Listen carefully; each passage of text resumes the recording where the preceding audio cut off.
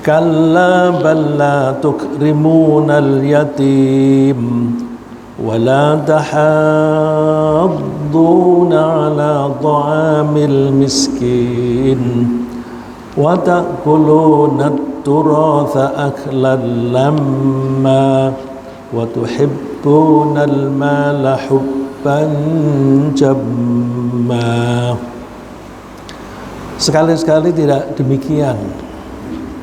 Sebenarnya kamu tidak memuliakan anak yatim. Jadi Allah menyebutkan perilaku mereka itu tidak menghormati anak yatim, artinya membiarkan anak yatim itu sengsara. Wala tahadduna ala ta'amil miskin, dan kalian tidak menganjurkan memberi makan kepada orang miskin. Jadi memberi orang miskin itu, memberi makan orang miskin bukan hanya melakukan saja, tetapi kita dianjurkan untuk mendorong, memotivasi orang lain untuk memberi makan kepada orang-orang miskin. Wa ta'kuluna at-turatha aklan lamma, dan kalian makan warisan dengan campur aduk antara yang halal dan yang haram. Ini peringatan bagi kita bahwa kalau kita membagi waris harus persis seperti yang dipesan oleh Allah, yang dituntunkan oleh Allah di dalam Al-Quran. Kalau menyimpang dari itu, maka ada kemungkinan besar seseorang makan harta yatim yang tercampur antara yang halal dan yang haram. Wa tuhibbunal mala hubban jamma, dan kalian itu mencintai harta dengan cinta yang berlebihan. Jadi intinya apa yang menyebabkan mereka itu berperilaku demikian, itu karena mereka mencintai harta secara berlebihan. Jadi mencintai harta itu perilaku pola pikir yang tidak didasari iman, sehingga mereka itu mencintai harta secara berlebihan. Kenapa tidak didasari iman? Karena perintah Allah, harta itu hanya digunakan sebagai sarana untuk mempertahankan hidup digunakan untuk mengabdi kepada Allah. Jadi dengan demikian harta itu alat atau sarana, bukan tujuan. Kalau orang mencintai harta, maka dia cenderung menjadikan harta itu sebagai tujuan yang dicapai. Jadi final goal, tujuan atau target akhir adalah harta itu sendiri. Oleh karena itu kita mesti hati-hati, jangan sampai kita mencintai harta. Cinta pada harta itu biasanya tidak sengaja. Seseorang bisa mencintai harta itu tidak sengaja dan umum terjadi. Kenapa demikian? Karena kita itu hidup membutuhkan makan, minum, pakaian, tempat tinggal dan sebagainya. Harta termasuk itu semuanya. Tapi semuanya itu bisa diringkas dalam uang, karena uang bisa dipakai untuk membeli pakaian, membeli makanan dan sebagainya. Nah, karena kita membutuhkan makanan, pakaian, tempat tinggal, maka ketika kita mengejar ingin memilikinya itu kita dengan usaha keras. Setelah kita bisa menggapai itu, misalnya kita ingin mendapatkan sesuatu itu saya gambarkan di atas, karena kita usaha itu dengan jerih payah.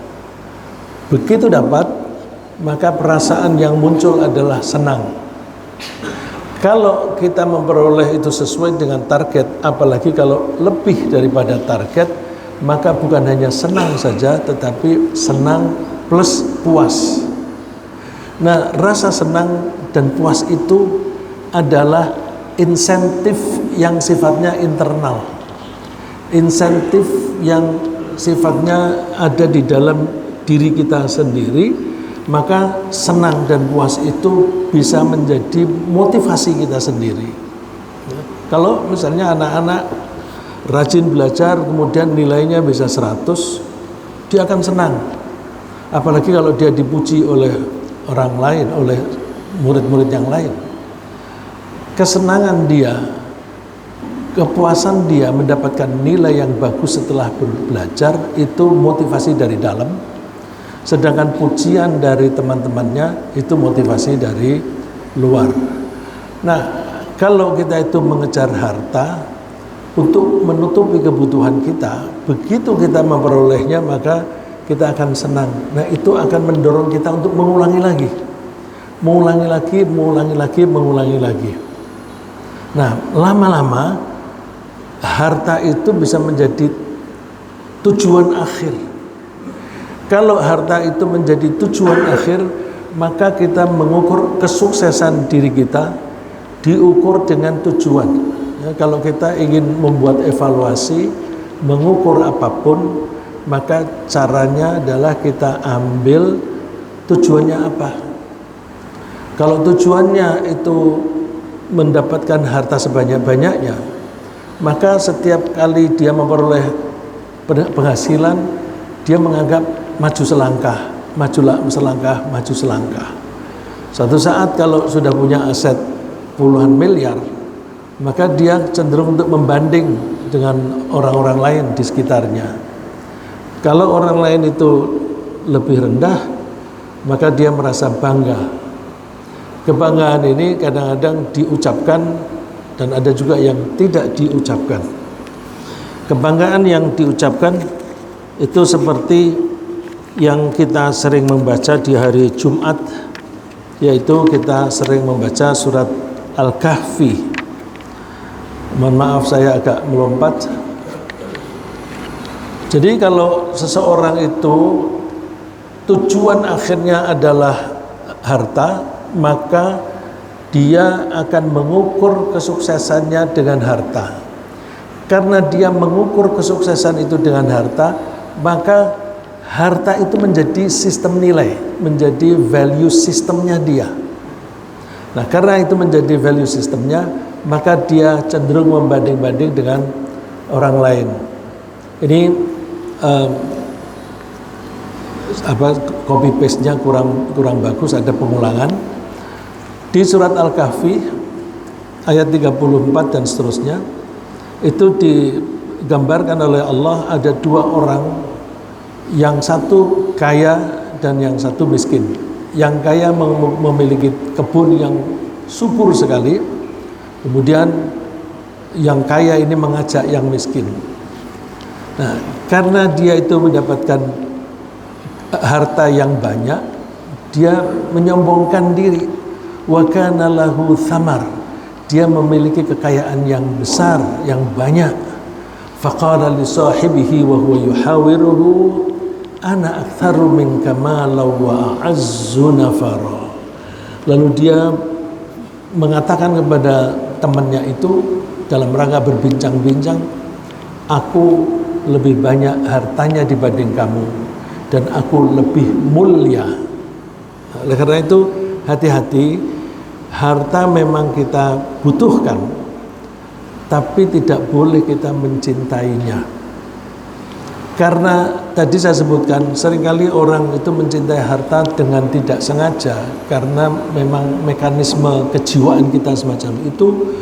Maka kita harus dengan sadar melatih diri kita, jangan sampai kita menjadi jatuh cinta pada harta. Ada beberapa cara untuk melatih diri kita supaya tidak mencintai harta, yaitu misalnya kita gunakan harta itu sebagai sarana untuk memperoleh hasil yang lebih besar nilainya di surga. Terus kita tunjukkan kepada Allah, ya Allah, saya tidak mencintai harta. Ini saya buktikan saya taat kepadamu, menyisihkan sebagian dari harta saya ini saya berikan kepada orang lain yang sedang membutuhkannya. Nah, dengan memberikan hartanya itu kepada orang lain, ini bukti bahwa ini Allah, aku tidak mencintai harta. Ya, itu antara lain semacam itu. Kenapa orang itu mencintai harta? Karena memang dalam hidup ini kita membutuhkan sekali harta itu. Karena sangat membutuhkan, banyak orang menganggap harta itu menjadi tumpuan hidup. Tumpuan hidup, bahwa dia bisa hidup kalau mempunyai harta yang cukup untuk cadangan, bahkan berlebih. Yahsabu annama lahu akhlada. Dia mengira bahwa hartanya itulah yang bisa membuat dia kekal atau yang bisa membuat dia survive. Hati-hati kalau seseorang sudah menganggap seperti ini, dia sudah menjadi jatuh musyrik. Karena kita mengandalkan hidup kita, menyandarkan hidup kita kepada Allah. Tetapi orang itu menjadi menyandarkan hidup pada harta. Kemusyrikannya di situ. Itulah sebabnya ayat ini didahului dengan wailul likulli humazatil lumazah. Celaka orang yang suka maki-maki dan suka mengumpat. Saya ingin memperingatkan kita sekalian bahwa kalau kita itu mencintai harta, ada akibat yang merugikan diri kita sendiri dan bahkan bisa merugikan masyarakat. Kenapa bisa merugikan diri kita sendiri? Orang yang mencintai harta dan menganggap hartanya itulah yang membuat dia kekal, membuat dia survive, maka dia akan gelisah jika dia tidak memiliki cadangan harta yang cukup. Belasan tahun yang lalu, ya, malah mungkin sekitar 20 tahunan yang lalu, pada waktu awal reformasi, ada seseorang yang akrab dengan teman yang lain, sama-sama wanita. Temannya itu mengaku gelisah karena duitnya tinggal 40 juta. Dia gelisah mau mencari hutangan. Lalu temannya ini diajak mencari hutang. Karena 40 juta itu kurang, dia itu biasanya 10 juta itu hanya untuk 1 hari. Kalau 40 juta berarti hanya untuk 4 hari. Nah, dia gelisah karena bagaimana aku bisa hidup pada hari-hari berikutnya. Tapi ternyata wanita itu yang gelisah itu tidak lama kemudian suaminya masuk penjara. Berpolitik memang suka begitu, Pak. Nah, jadi hati-hati kalau kita sudah mencintai harta, kita itu akan gelisah bila cadangan harta kita itu kurang. Itu berarti mempengaruhi kepribadian diri sendiri, merugikan diri sendiri. Juga bisa menjerumuskan dia dalam keimanan, karena orang yang cinta harta cenderung sombong ketika dia mempunyai kekayaan yang lebih. Sombong itu menyebabkan dia masuk neraka, maka itu menyengsarakan diri sendiri. Dan meskipun orang itu sudah kaya, bila melihat orang lain lebih kaya lagi, dia akan iri dan mungkin dengki. Ya. Bedanya iri dan dengki itu apa? Iri itu tidak bisa menerima iri itu menginginkan keuntungan yang diberikan oleh orang lain kembali diberikan kepada dia atau diperoleh oleh dia. Sedangkan dengki itu ya lebih intens keiriannya, sehingga dia berusaha untuk menjegal orang yang mendapatkan keuntungan. Nah, itu juga merugikan diri sendiri, karena iri dan dengki itu tidak mungkin bergabung dalam hati seseorang dengan iman. Jadi hati kita diumpamakan sebagai wadah. Kalau hati itu diisi dengan iman secara penuh, maka iri dan dengki dengan sendirinya hilang. Tapi kalau seseorang itu mulai iri dan dengki, dia membuka hatinya, iri dan dengki itu masuk, nanti pelan-pelan imannya itu hilang. Apa hubungannya dengan keimanan? Begini, kalau saya itu misalnya melihat Pak Andi, selalu saya menggunakan Pak Andi sebagai contoh. Pak Andi itu mempunyai kekayaan yang banyak. Dia bisa berbisnis, buka toko lagi. Kemudian saya iri dan dengki.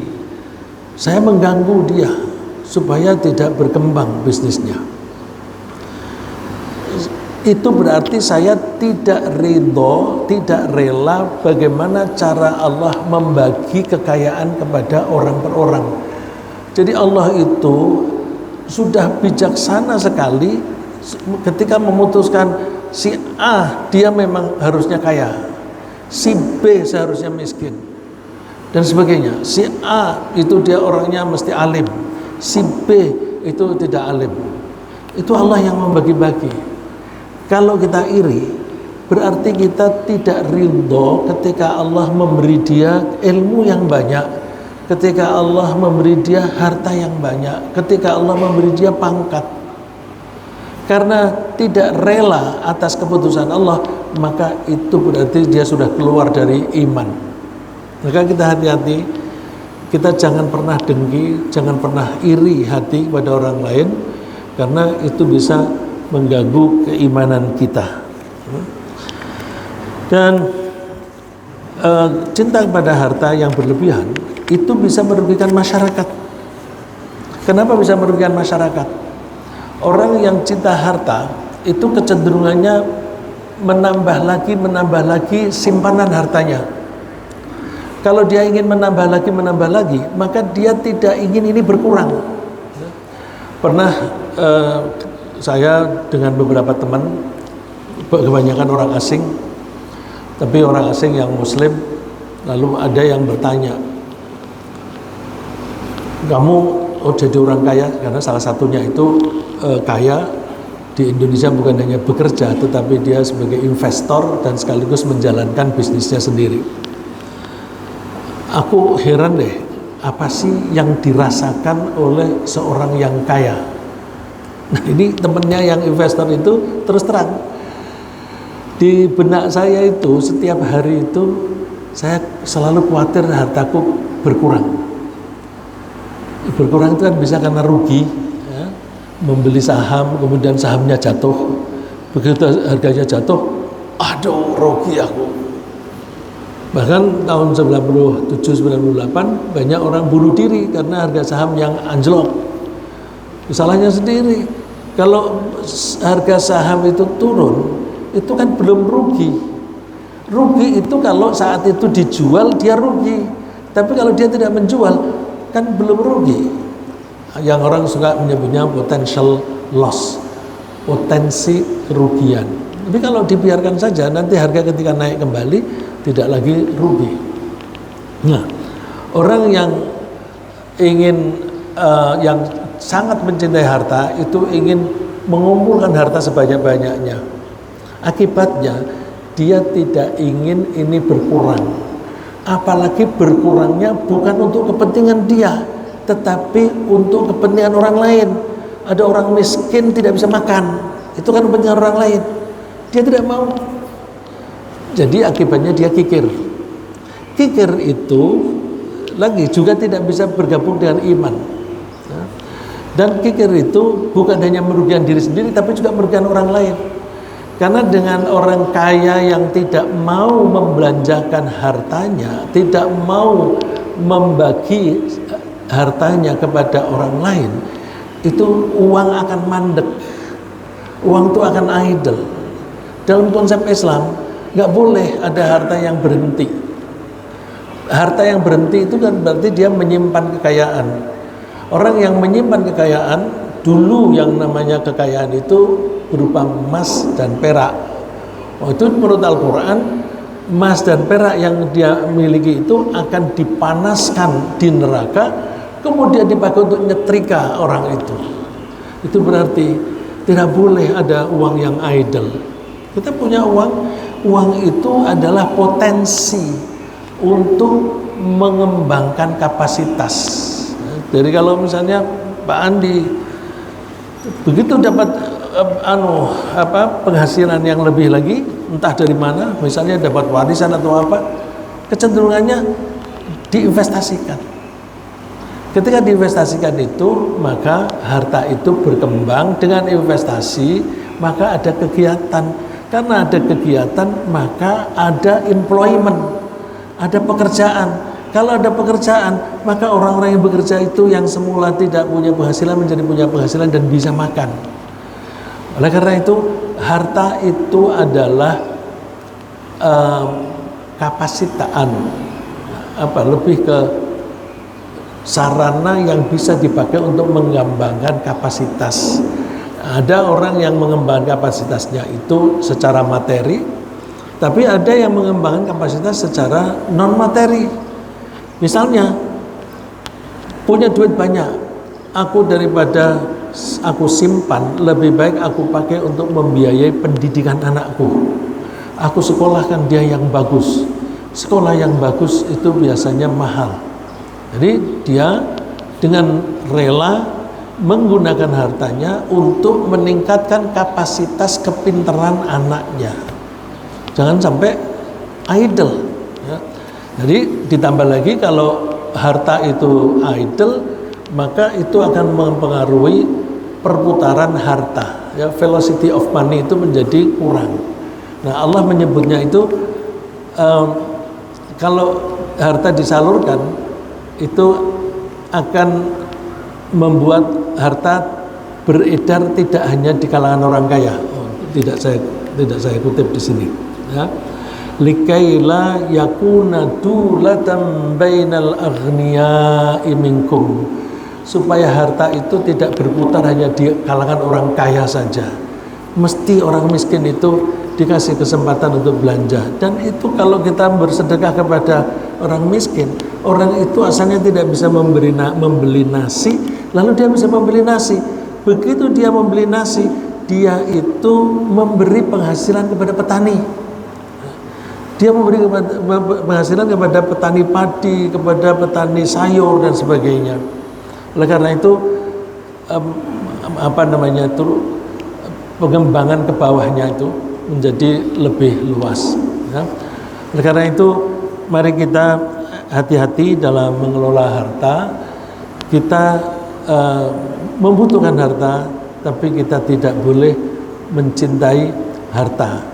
Orang yang mencintai harta itu cenderung untuk iri. Misalnya saya contohkan yang ada di dalam Al-Quran, fakharaja ala qaumihi fi zinatih. Qarun itu keluar dengan perhiasan-perhiasannya, pakai waktu itu kereta berkuda dengan pengawal yang banyak, dengan perhiasan-perhiasan. Lalu qala alladzina yuriduna al-hayatad dunya ya laita lana mithla ma utiya Qarun. Orang-orang yang memang suka kehidupan di dunia ini iri, seandainya kita juga memiliki seperti apa yang dimiliki oleh Qarun. Sungguh dia mendapatkan keberuntungan yang besar. Ya. Dan orang yang mencintai harta cenderung rakus. Orang rakus itu cenderung mengambil hak orang lain. Yang diambil contoh di sini oleh Allah misalnya, innal ladzina ya'kuluna amwalal yatama dzulman innama ya'kuluna fi butunihim nara. Orang yang makan harta anak yatim. Harta anak yatim itu biasanya kan harta warisan. Zulman secara zalim. Sebenarnya orang itu makan api dan kelak di akhirat dia akan masuk ke neraka sa'ir. Ya. Oleh karena itu kita memanfaatkan harta sebagai bekal saja. Allah menyebut fama utitum min syai'in famata'ul hayatid dunya. Apapun yang kalian diberi oleh Allah itu hanya bekal di dunia. Ini saya heran kenapa di buku-buku terjemah Al-Quran Mata itu selalu diterjemahkan sebagai kenikmatan. Kalau diartikan sebagai kenikmatan, famataul hayatid dunya, ya iyalah orang akan mengejar itu. Mata itu dalam konteks ini lebih tepat diartikan sebagai bekal. Arti bekal dari mata itu kita bisa kiaskan dengan ayat yang ada di surat Yusuf. Di surat Yusuf itu ketika kakak-kakaknya Nabi Yusuf itu membawa hasil pembeliannya itu sampai di rumah, kemudian mereka membuka bekal mereka. Jadi mata dalam konteks seperti ini lebih tepat artinya adalah bekal. Nah, kalau bekal itu berarti dia hanya sarana, maka lebih mudah memahami ayat ini dilihat dari ayat berikutnya, kalimat berikutnya, wa ma 'indallahi khairu wa abqa. Dan apa yang ada di sisi Allah itu lebih baik dan lebih kekal. Jadi harta di dunia ini tidak akan kekal. Kita gunakan untuk mencari keuntungan yang kekal, yaitu keuntungan di akhirat. Nah, peranjuran yang gampang difahami adalah ayat ini, wabtaghi fima ataakallahu daral akhirata wala tansa nasibaka minad dunya. Carilah kehidupan di akhirat dengan menggunakan apa yang Allah berikan kepadamu. Kita diberi harta, kita gunakan untuk mencari pahala di akhirat. Begitu kita dapat harta, kita gunakan untuk mencari kenikmatan di akhirat. Ini tidak harus memberi kepada orang miskin. Untuk orang yang penghasilannya pas-pasan, memberi nafkah kepada istri dan anak itu juga termasuk mengharapkan pahala di akhirat, karena memberi nafkah kepada istri dan anak itu diperintah oleh Allah. Karena diperintah oleh Allah, maka memberi nafkah itu wajib dan ada pahalanya. Wa ahsin kama ahsanallahu ilaik, karena Allah sudah memberikan kebaikan kepada kalian, maka berbuat baiklah seperti Allah telah berbuat baik.